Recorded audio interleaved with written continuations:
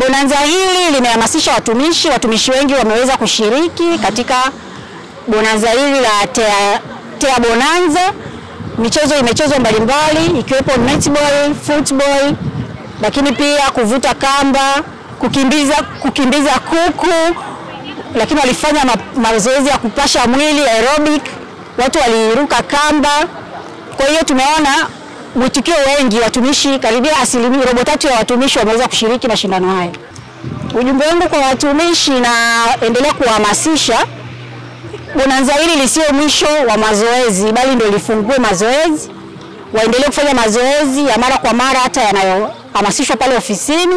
Waendelee kushiriki mazoezi ya viungo vya mwili kwa ajili ya kuboresha afya zao, lakini pia kwa kuweza kupata nguvu na kuongeza mshikamano, kwani afya zao zinahitaji mazoezi. Muda mwingi wako ofisini wamekaa, kwa hiyo wanahitaji kufanya mazoezi japo mepesi.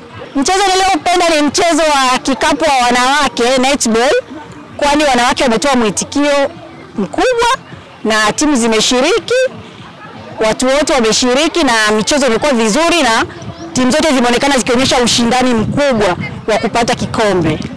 Kila mwaka Mamlaka ya Elimu Tanzania huwa inafanya michezo kwa ajili ya watumishi wake.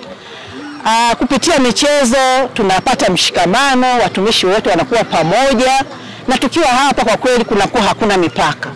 Hakuna bosi wala hakuna mtu wa chini. Wote tunakuwa kitu kimoja, tunashirikiana, tunajenga afya kwa pamoja, lakini kupitia michezo hii pia tunaleta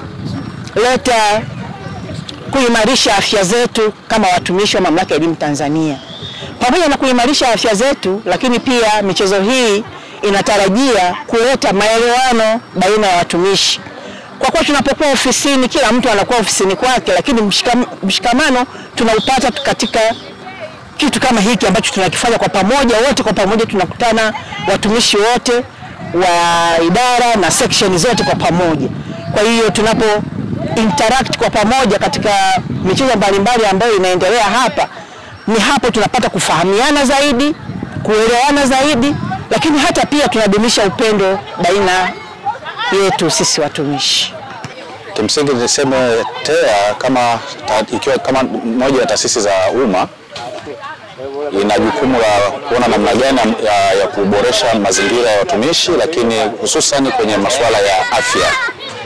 Na kama unavyojua kila taasisi ya umma ni kwa maelekezo kwamba tunatakiwa tuboreshe mazingira yetu, lakini hususan kwa kuitekeleza sera ambayo hiyo ni sera ambayo kila taasisi ya umma inaitekeleza, ambayo ni sera inayohusika na masuala ya magonjwa yasiyoambukiza na VVU. Sasa tukija katika hilo, ukija tu kwenye sehemu ya magonjwa yasiyoambukiza, kimsingi ni sehemu ambayo watumishi kwa kushiriki mabonanza kama haya ambayo kimsingi yanaenda kuimarisha afya na kuweka miili ikawa safi. Na kwa mantiki hiyo ni kuimarisha katika sehemu ya kuimarisha viungo, lakini kujenga afya zetu. Kwa hiyo Tea ikiwa kama sehemu ya taasisi za umma imeweza kuanzisha bonanza hili ikiwa ni sehemu ya kutekeleza sera, lakini pia kuwajengea watumishi kuwa na ile hulka ya kupenda michezo, lakini kujenga afya zao ili kwa namna moja au nyingine iweze kuwa na tija katika taasisi yetu. Lakini tija hiyo ni kwamba iwape ari ya kuendelea kufanya kazi au kuhamasika katika kutenda kazi ili iweze kuleta tija katika taasisi na kuleta manufaa au matokeo ya taasisi katika shughuli zake za kila siku. Bonanza la michezo lina faida kadhaa. Kiafya tunajifahamu michezo ina faida nyingi, kwa maana kuiweka miili yetu imara, lakini pia inatufanya tuwe tayari kwa lolote.